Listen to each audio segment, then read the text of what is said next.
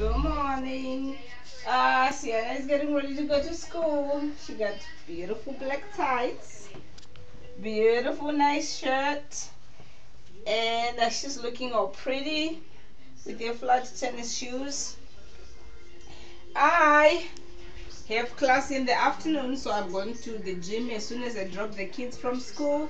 I am going to work out. Mama get a workout. I got tights inside. It's cold. On top of my shorts, my Adidas, and I got my shirt. I don't like workout clothes, so I just wear whatever is comfortable to work out with. And I got my walking shoes because I'm gonna go on the bike today for an hour and do some toning after that. My hair is just tied up because I'm gonna be running. I don't want it in my face. And so that's it.